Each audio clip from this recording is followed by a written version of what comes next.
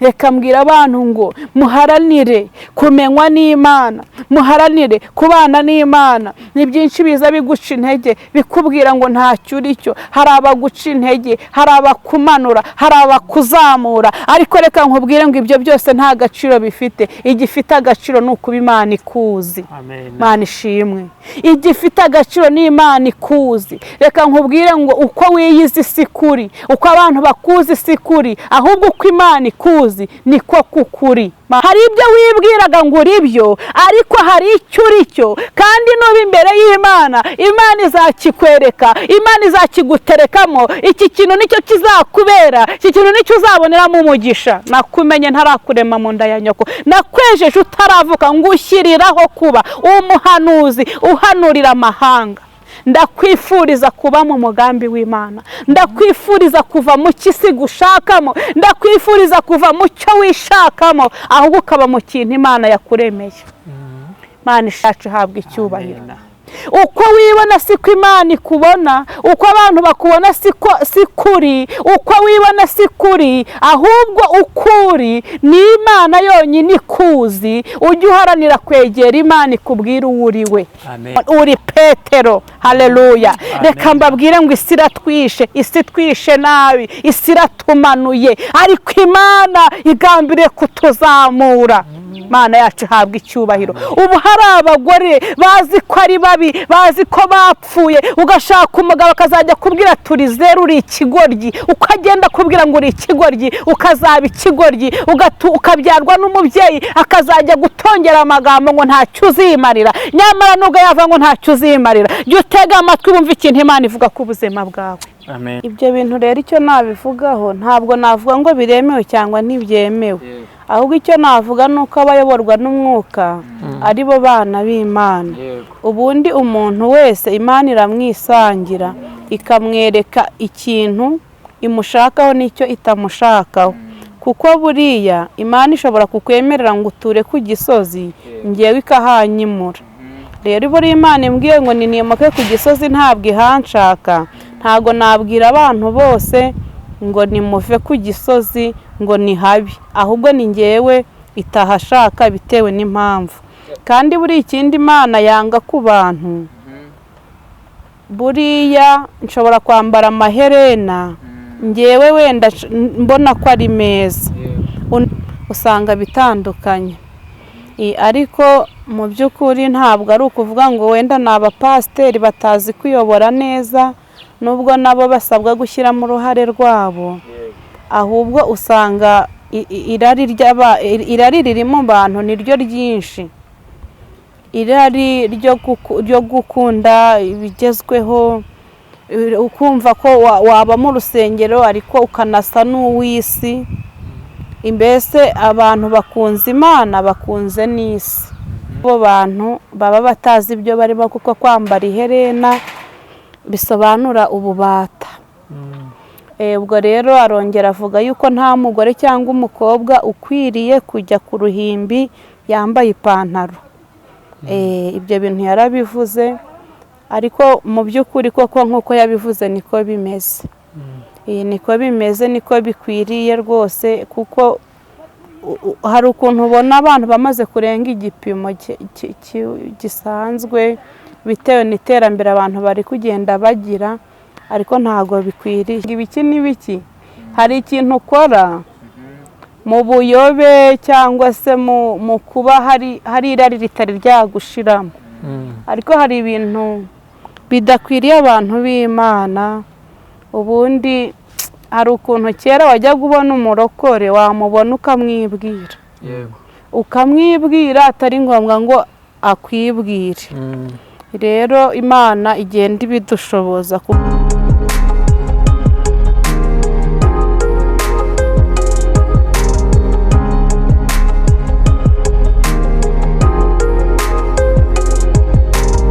Turabashuje cyane mwebwe mwese mudukurikira ku Muremyi TV. Imana ibahe umugisha mu majyepfo, mu majyaruguru, iburengerazuba, iburasirazuba n'umujyi wa Kigali. Turabashimira cyane namwe muri diaspora. Imana ibarinde kandi bakomeze, kandi turabakunda cyane. Muri uyu mwanya rero ntago ndi njyenyine, ndi kumwe n'Isumbwe TV na BNC TV Rwanda nawe nabo turi kumwe muri kubona ko twakunze umupasiteri Jackie nge ntabwo aribwo bwa mbere ku Muremyi TV mwakiriye ndumva kuri zicano aribwo bwa mbere agezeho sibyo naho turamwakiriye rero Imana imuha umugisha kuba twemereye kuba agiye kuvuga Imana kandi n'ukuri Imana imuha umugisha. Amen. Reka rero mu mwanya nk'uyu ngo tugiye kumwakira avuga ijambo ry'Imana avuga Imana reka tumuhe umwanya noneho adusengerera Imana mbere yo kugira ngo dutangire na gahunda zacu. Murakoze cyane dushimiye Imana ku bw'aka kanya keza tugiye kuvuga ibyayo ndetse no kuganira ku byayo. Nanjye nshimye Imana kubwo kubaha ahantu kandi nshimira n'abantu bose badukurikiye. Reka dushime Imana. Uwiteka Imana yacu twongeye kugushima, tugushimiye ineza yawe, tugushimiye kugira neza. Warakoze wagize neza data wa twese, warakoze kudutoranya no kuduhamagara. Wabwiye Abisirayeli ngo suko mwarushaga amahanga nirukanye ubwinshi, ngo ahubwo nuko nabakunze. Warakoze rero, warakoze ko wakunze abadukurikiye, warakoze ko wakunze abanyamakuru, warakoze ko wankunze Uwiteka Imana. Dawidi aravuga ngo twibutse iminsi ya kera tukuramburira amaboko. Uwiteka Imana turayarambuye. Data wa twese reka ukomeze ubane natwe. Iki kiganiro ntaba ari twebwe, izina ryawe ryo rihabwa icyubahiro. Duheje Satani n'abadayimoni mu izina rya Yesu. Reka Mwuka Wera aganze cyane. Imana n'Umwana n'Umwuka Wera babane natwe. Uwiteka Imana icyo wagambiriye aba ari cyo gikorwa mu izina rya Yesu. Amen. Urakoze Pastor Jackie. Murakoze. Ariko wari utubwiye ngo ntabwo ukiri pasiteri. Ngaho tubwire aho irindi zina ryavuye. Birashoboka ko wakuze kuko ntaho uhora ukiri umwana. Oya yari buraga ariko nukuri ndi pasiteri. Ariko na profete, ariko se profete si intumwa se? Oya profete n'umuhanuzi. N'umuhanuzi. Ndumva rero ko nawe uri umuhanuzi uri profete. Ndiwe kubera Imana. Kubera Imana. Ubu rero tugiye kujya tukwita profete Jackie. Ibyo mushaka buriya umwana yavutse mu muryango bamwita tuzina dutandukanye. Ariko izina ryiza nyine ni ukuba turi abana b'Imana, niryo riruta ayandi. Imana ishimwe cyane, ntabwo ari byo kwiratana. Kuko Yesu yigeze abwira abantu ati ntimukishimire ko kwitwa Rabi, ntimukabyishimire kuko buriya amazina hari igihe yica abantu aho kugira ngo abakize, mugasanga izina rivunnye umuntu riramugoye. Kandi burya ikibazo si izina ahubwo ikibazo igifite agaciro ni ibyo wakoze cyangwa uzakora. None se profete cyangwa pastor ko abandi barisha amazina yabo ngo ni ba profete ni ba pasiteri, wowe ko ntabona uvuga ngo ndi profete ndi pastor, wowe bimeze bite? Impamvu nuko buriya avoka ntabwo izi ko iryoha. Wowe ushobora kuvuga ko avoka iryoshye ariko yo ntabwo ishobora kubimenya. Kandi buriya iyo mu bintu byica abantu cyane no kumenya icyo bari cyo. Ubwo niyo mpamvu utirwa ubyitaho ngo ndi profete. Ntabwo mbyitaho nta nubwo mbizi. Burabizwi n'uwo byafashije bikamugirira umumaro. Imana ishimwe cyane. Kuvuga kugira ngo weho wivuge cyangwa se uvuge ibyawe, wewe bitewe n'imibanire yawe n'abantu, abantu nibo bagomba kukuvuga. Yego, abantu nibo bakwiye kukuvuga. Pastor Jackie, hari ikintu cyari kimaze iminsi kivugwa mu bapasiteri, ariko navuga ko wenda ari pastor, uriya ni profete, uriya wavuze ibintu byo gukuraho amaherena Gitwaza. Ajya ni profete na apotre. yavuze ko yakuyeho kwambara amaherena, kwambara amapantaro kuri aritari, kuririmba nta kwambara ipantaro, kwambara bwa buntu bufunze. Nawe uri pasiteri, uri porofeti, wowe nk'urusengero ushumbye cyangwa abantu uyoboye mu bakristo bawe, wowe ubyibazaho ute? Kuko impamvu mbikubajije, we byabaye nyuma abihinduye ariko byarabaga. Kuki byaba yarabihinduye mbere byarabaga? Byaba byaragenze gute? Nawe uraza kuvuga nk'umupasiteri, nawe ubivuge uko yabivuze.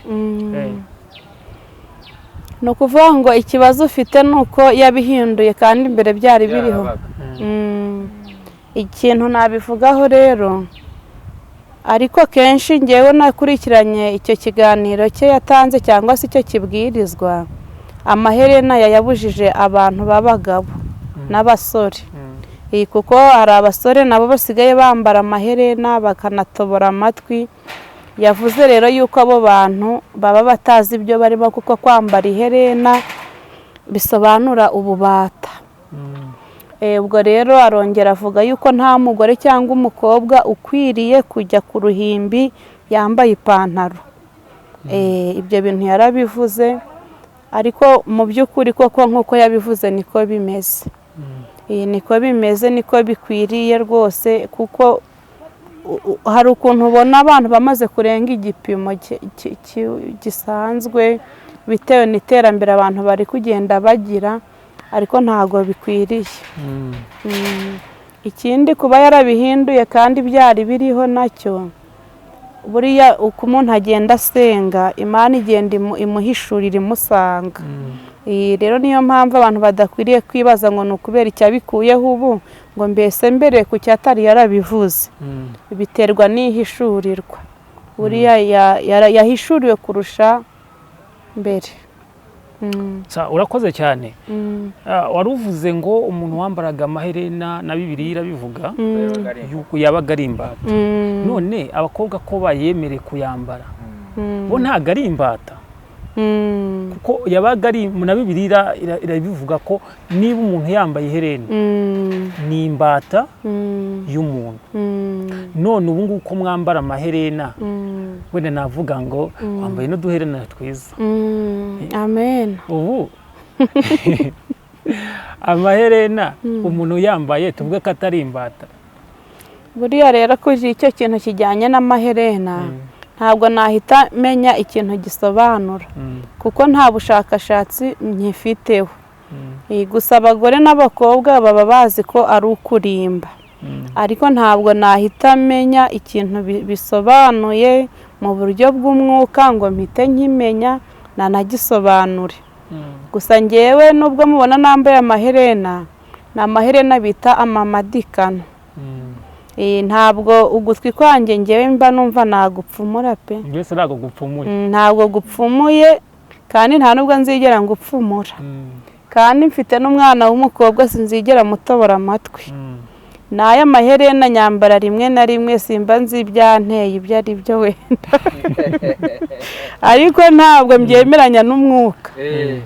Ngo nzayambara ngo birambereye ngo ibiki n'ibiki. Hari ikintu ukora mu buyobe cyangwa se mu kuba hari irari ritari ryagushiramo. Ariko hari ibintu bidakwiriye abantu b'Imana. Ubundi hari ukuntu kera wajya kubona umurokore, wamubona ukamwibwira. Ukamwibwira atari ngombwa ngo akwibwire. Rero Imana igenda ibidushoboza, kuko ni byiza kuruta, kuko nkanjye kenshi nkunda kwambara amaherena ari uko ngiye mu birori. Ugasanga niba ngiye mu bukwe nambaye amaherena, ariko ntabwo uzigera umbona. N'ubu impamvu nyambaye, hari ibirori byabaye ejo, noneho bita nkomeza nyambaye, ndabona uriya wari inyuma ari guseka. Ariko ntabwo ari ibintu byangizeho ububata ngo numve ko ntambaye amaherena ari ikibazo. Hari akantu gato nakwibariza, ese ku bijyanye wenda n'udukomo cyangwa se imikufi, ese byo byaba ari ibintu byemewe ku bantu b'Imana cyangwa se ku bakozi b'Imana? Ibyo bintu rero icyo nabivugaho, ntabwo navuga ngo biremewe cyangwa ntibyemewe, ahubwo icyo navuga ni uko abayoborwa n'umwuka ari bo bana b'Imana. Ubundi umuntu wese Imana iramwisangira ikamwereka ikintu imushakaho n'icyo itamushakaho, kuko buriya Imana ishobora kukwemerera ngo uture ku gisozi ngewe ikahanyimura. Rero buriya Imana imbwiye ngo nimuke ku gisozi ntabwo ihanshaka, ntabwo nabwira abantu bose ngo nimuve ku gisozi ngo ni habi, ahubwo ni ngewe itahashaka bitewe n'impamvu.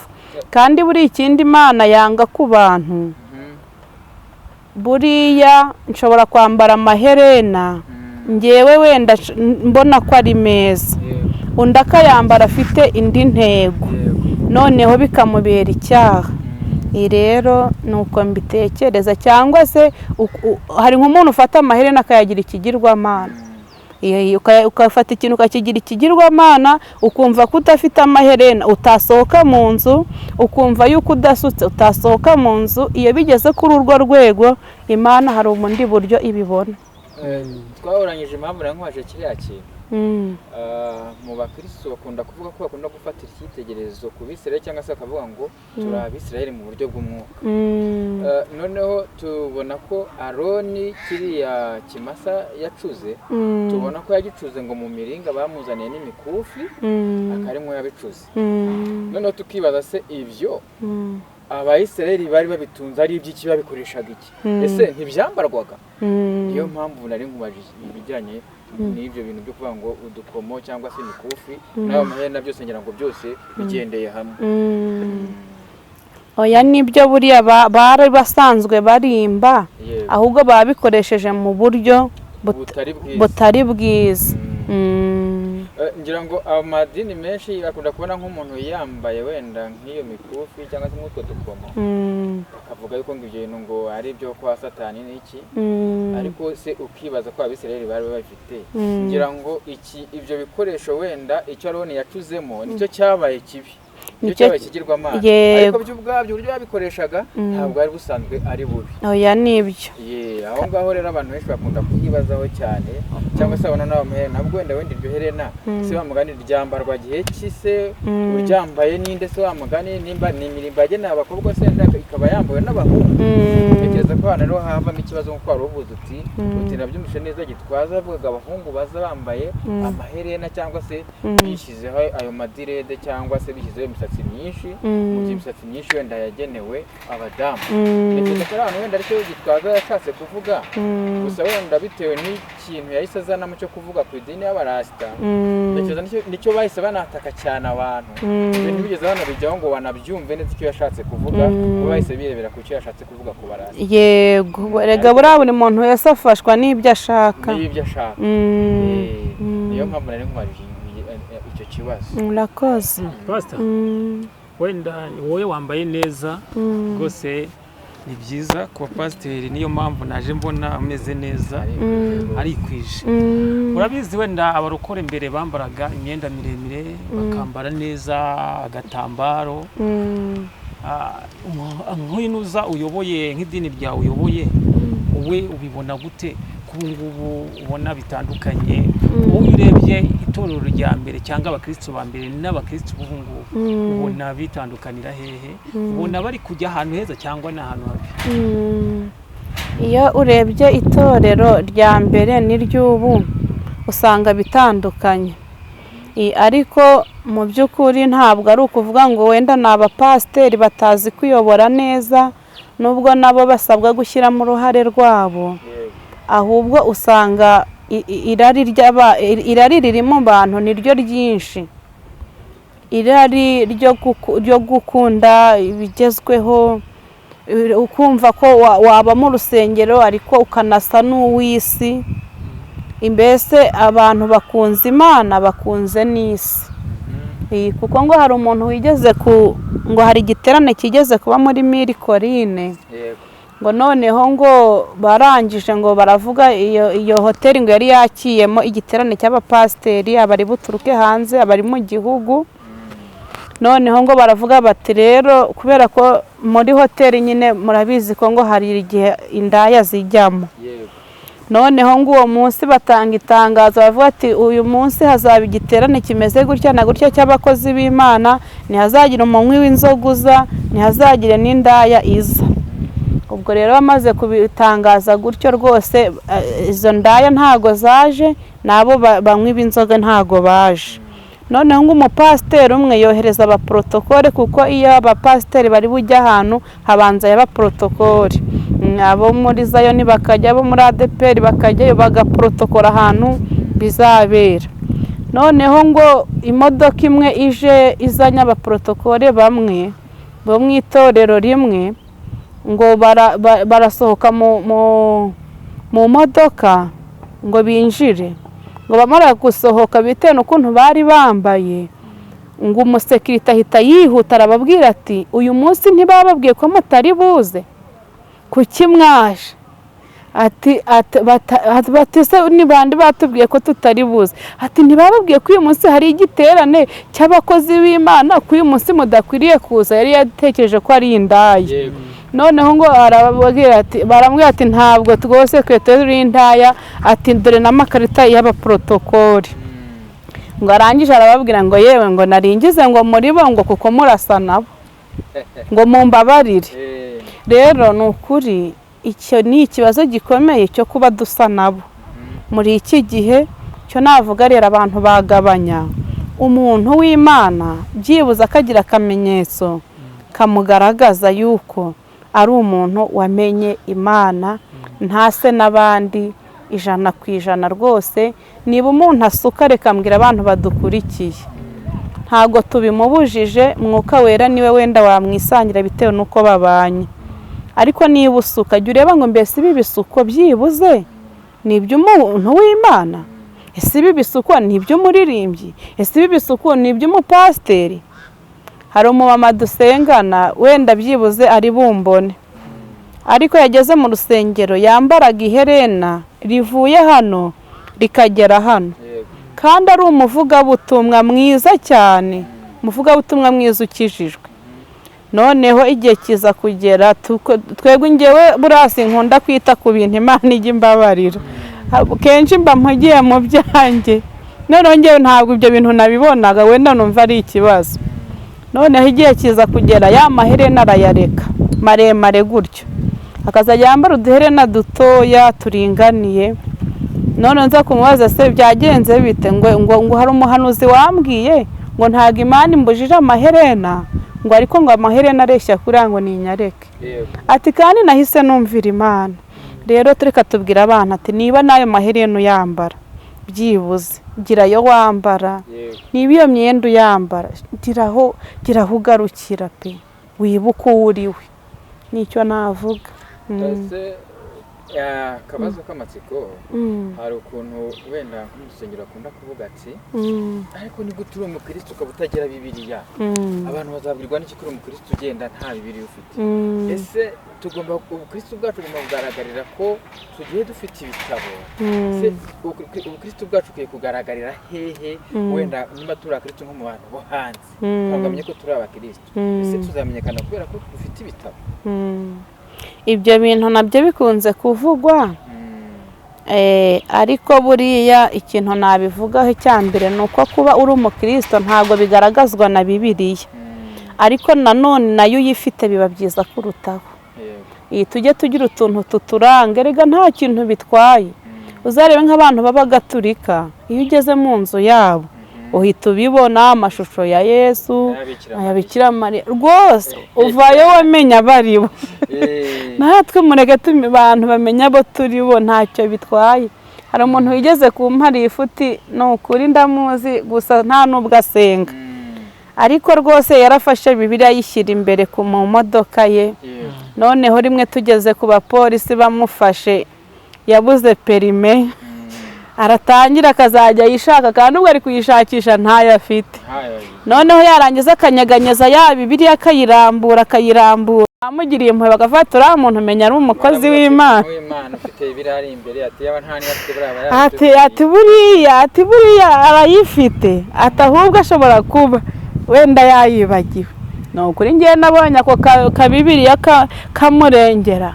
Rero abantu badashaka kwikoza Bibiliya naryo ni ikosa mu icyo kintu uvuze ni cyo ariko hano hanze hari imitego myinshi y'abantu duhura nayo ugasanga umuntu afite Bibiliya ariko mwavuga nimuvuyemo ugasanga ibisa na cya gitabo afite yego cyangwa se urabona nk'ubu turahuye nanjye no kwaka ikiganiro yifitiye umutinya kuko abenshi baraza wenda afite niyo Bibiliya mubwira uti wampaye ikiganiro akavuga ati oya nta kintu twavuga tuzabanza ushake ubanze unyishyure oya nanjye hari umukozi w'Imana natumiye mu giterane muciye mu ijambo gato twari dufite igiterane cyiza ndamuhamagara nimero ye narayibonye kuri YouTube ni umukozi w'Imana uzwi hano muri iki gihugu unakunzwe aranyitaba ndamubwira ko nifuza ko waza kudusoreza igiterane ngo suko bampamagara noneho ngiye kimara kunkumbwira iryo jambo numvise ari nk'inyunda nkubize mu mutima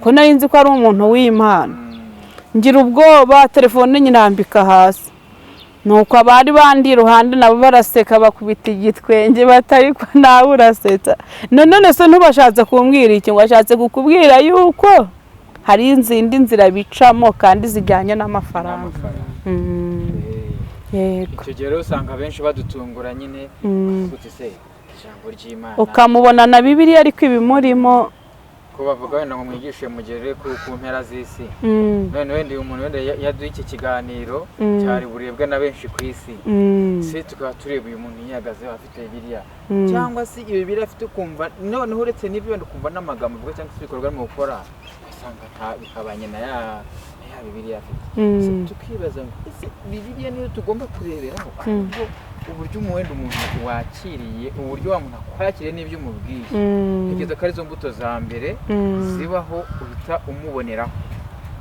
ubu njye nkikubwira urambitse usanzwe nzi siko nkwise nkubwira nti ariko mwaduye ikiganiro numva unyakiriye neza buriya birananejeje cyane birananejeje cyane kuko bisema na kuri umuntu w'Imana kuko nta kwikanyiza ugize cyangwa se ngo wange gutanga kuri ubwo butunzi Imana yaguhaye ko n'abandi babumenyereho buriya ni ikintu kinejeje cyane umukozi w'Imana ndagushimiye amen urakoze gushima ibyo bintu rero ikintu nabivugaho nuko nk'uko nawe uri kumbaza ariko umeze nka mwarimu ngo mwarimu niwe ubaza ibintu azi kuko nawe ukomoje ku gisubizo Yesu yaravuze ngo Yesu baramubaje atari ko kuvuga ngo uzagaruka ariko hazaza abahanuzi b'ibinyoma tuzabatandukaniriza hehe arababwira ati muzabamenyera ku mbuto zabo gufata Bibiliya kutayifata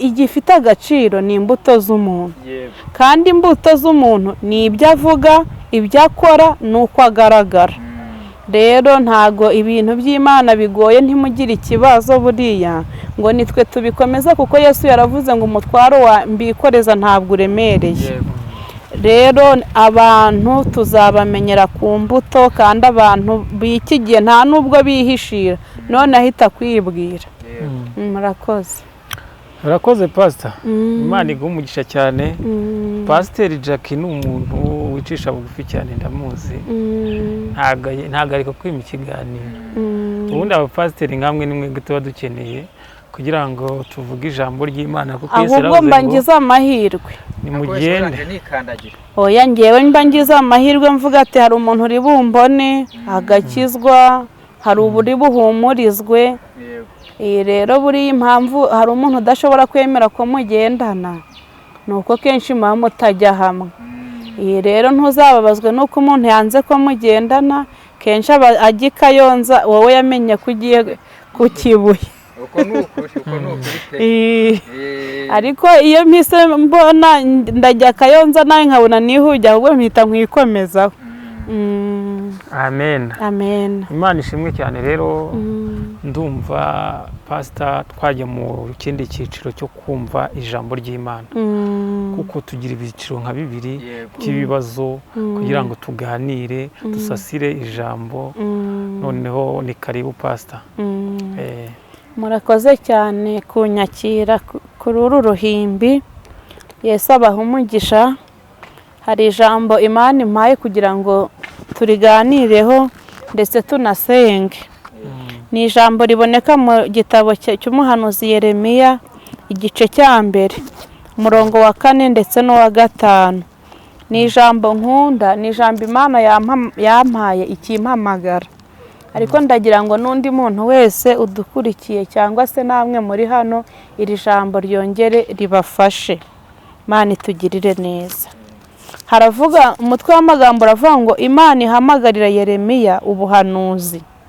Umurongo wa 4 haravuga ngo nuko ijambo ry'Uwiteka rinzaho riti nakumenye ntarakurema mu nda ya nyoko kandi nakwejeje utaravuka ngushyiriraho kuba umuhanuzi uhanurira amahanga.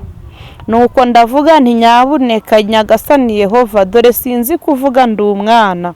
Ariko Uwiteka arambwira ati wivuga uti ndi umwana, kuko abo nzagutumaho bose uzabasanga, kandi icyo nzagutegeka cyose nicyo uzavuga. Ntubatinye kuko ndi kumwe nawe kugira ngo nkurokore, niko Uwiteka avuga.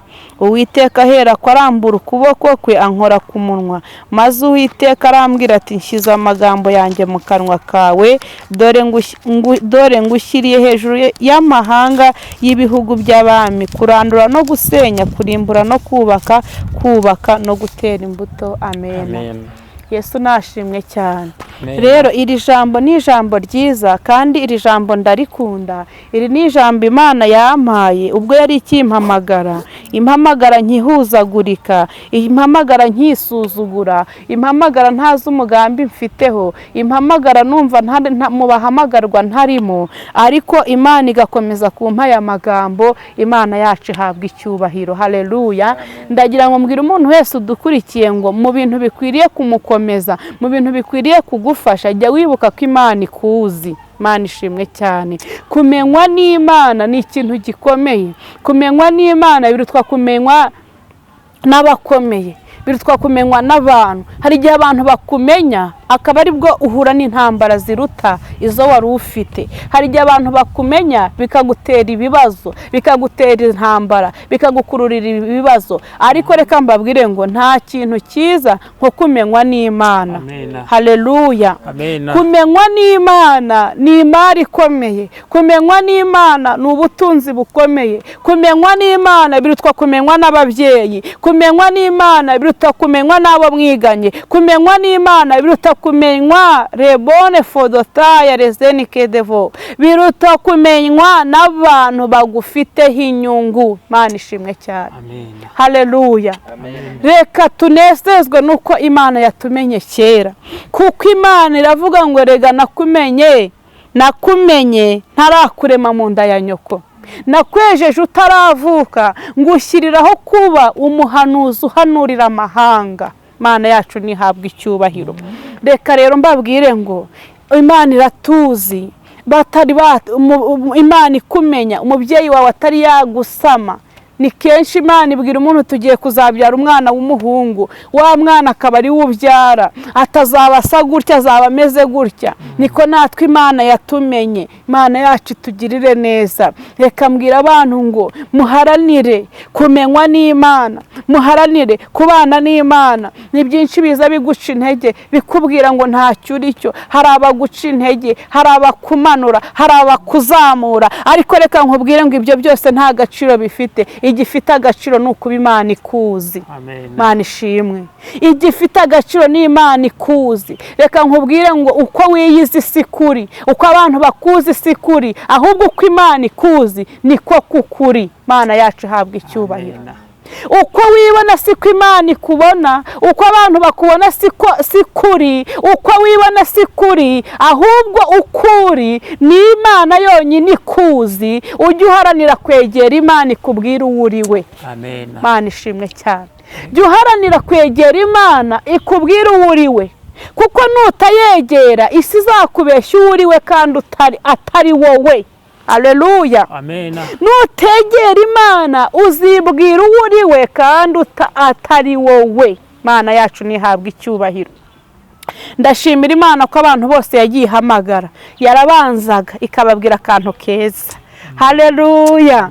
Yarabanzaga ikababwira akantu keza. Turashimira Imana ko mu kuyikorera Imana ntabwo ibanza kuguca intege, irabanza igakora ku kantu keza, igakora ku marangamutima yawe. Imana ishimwe cyane. Ihamagaye Yeremiya iramubwira ngo nakumenye ntarakurema mu nda ya nyoko. Yumva ntabwo asanzwe, nawe ntabwo usanzwe, wowe udukurikiye ntabwo usanzwe, ariko reka nkumenere ibanga, rushaho kwegera Imana ikubwira uwo uri we.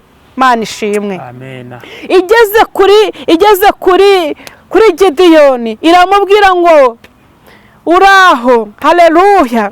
Iramubwira ngo yewe mugabo, haleluya. Iramubwira utumva, ayiwe, ati dore witinya, genda uko imbaraga zawe zingana, ati dore ufite n'ubutwari. Imana ishimwe cyane, haleluya, haleluya. Gideyoni yumvise aravuga ati Imana, ntabwo nari nzi ko mfite ubutwari muri njyewe. Nyamara Gideyoni yari intwari, kuko abandi bari bihishe mu myobo, ngo ariko we yari ari gusekura ingano mu gihe abandi bihishe. Uko wibona siko Imana ikubona, uko abantu bakubona sikuri, ahubwo uri uw'Imana yateguye kuzaba we. Imana yacu ishimwe cyane. Imana iragenda igeze kuri Dawidi, Imana iramureba, iramwishimira, iramubwira iti humura, nzabana nawe. Imana yacu nishimwe cyane. Imana igeze kuri Aburahamu iramubwira iti ndashaka kugukura aha hantu rata nkakujyana ahandi hantu. Aburahamu buriya yarazi yuko azaba kwatera iteka ryose, ariko Imana ikabona naguma kwatera nta cyiza azahabona. Imana ishimwe. Imana iragenda ihuye n'umuntu witwaga Simoni. Akimara kuvuga turi Kristo umwana w'Imana, Imana Yesu ahita amubwira tumva, kwera uyu munsi ntabwo uzongera kwitwa Simoni, uri Petero. Haleluya. Reka mbabwire ngo isi iratwishe, isi twishe nabi, isi iratumanuye, ariko Imana igambiriye kutuzamura. Imana yacu ihabwa icyubahiro. Ubu hari abagore bazi ko ari babi, bazi ko bapfuye, ugashaka umugabo akazajya kubwira turi zeru, uri ikigoryi. Ukagenda kubwira ngo uri ikigoryi, ukazaba ikigoryi, ukabyarwa n'umubyeyi akazajya gutongera amagambo ngo ntacyo uzimarira. Nyamara nubwo yava ngo ntacyo uzimarira, jya utega amatwi wumva ikintu Imana ivuga ku buzima bwawe. Amen. Ndashimira Imana yuko uko isi tubona atari ko Imana itubona. Ndashimira Imana yuko ibona tudasanzwe. Ndashimira Imana ko iturebera mu mugambi wayo. Ndashimira Imana yuko idufiteho umugambi mwiza. Haleluya. Amen. Imana yajyaga imbwira, njyewe nari umuhanuzi. Yesu nashimwe cyane. Ubuhamya bwanjye nzabubaha. Mutegura akanya nzabahe ubuhamya. Imana ishimwe ku wa mbere. Haleluya. Ariko njyewe Imana impamagara, yarampamagaye impagakiza, irangije impano ubuhanuzi, impano y'ubuhanuzi. Ubuhanuzi mbugezemo numva ni bwiza. Guhanura ni byiza n'ukuri. Uzi iyo ubwiye umuntu uti Imana igukuriyeho urupfu, ahita guhariye ifuti afite imodoka, maze ukumva umunyenga. Haleluya. Ati n'ukuri, ati nanjye nari nabirose, aturimo neza. Aragufata akaguhara ifuti, yewe yaba afite inoti akabaguhayeho. Imana ishimwe cyane. Ejo ukongera ugasengera umuntu, ukamusengera utiravuze ngo akira ubukwe bukaba burabaye, kado hafi aho. Mwumva ibyo bintu ni byiza, ariko rata nkaba imbere y'Imana, Imana ikajya imbwira ngo mwana wanjye uzaba umushumba. Nkaseka koko bavata, ariko wa Mana we, nta n'abagore icyo gihe bari abashumba, ntabo pe, ntabo nabonaga. Ngewe kubera ko mu buzima bwanjye nayobowe n'abapasiteri b'abasaza kandi barebare, nari nzi ko umupasiteri agomba kuba ari umusaza kandi ari muremure. Noneho bampanura ngo nzaba umushumba, nkabikurura nkumva ndabibuze. Haleluya. Ariko uko wibona siko Imana ikubona, uko abantu bakubona sikuri, uri uko Imana yateguye. Amen. Cyangwa ukampera Imana icyubahiro. Hari ibyo wibwiraga ngo uri byo, ariko hari icyo uri cyo, kandi nuba imbere y'Imana, Imana izakikwereka, Imana izakiguterekamo. Iki kintu nicyo kizakubera, iki kintu nicyo uzaboneramo umugisha. Nakumenye ntarakurema mu nda ya nyoko, nakwejeje utaravuka, ngushyiriraho kuba umuhanuzi uhanurira amahanga. ndakwifuriza kuba mu mugambi w'Imana, ndakwifuriza kuva mu kisi gushakamo, ndakwifuriza kuva mu cyo wishakamo ahubwo ukaba mu kintu Imana yakuremeye. Imana ishimwe cyane. Amen. Narakomeje ndahanura nanga kumvira Imana, ndavuga ni oya, Imana nayo irangije inyima umugisha, inyima amahoro, inyima byose, nkazajya nyibwira ngo Mana ntabwo nshaka kuba umushumba, abashumba ufite barahagije ntabyo nshaka. Imana ishimwe. Igihe kiragera Imana iraza irambwira ngo warambwiye ngo mfite abashumba nyamara ntabo mfite. Imana ishimwe cyane.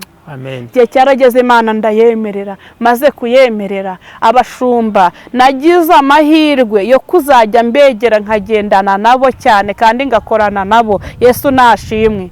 Ndareba nihera amaso nsanga Imana nta bashumba igira, nukuri ni bakeya. Haleluya. Ni bakeya abashumba, ni bakeya abashumba n'imbarwa, ntabwo ntukanye, ariko reka mbabwire ngo abashumba ni bakeya. Niyo mpamvu Imana ihora itoranya buri mwaka, ihora itoranya buri kwezi, ibigira ngo irebe ko yabona abakora icyo yagambiriye ko bakora. Imana ishimwe cyane. Buriya abantu bazi ko kuba umushumba no kwambara neza.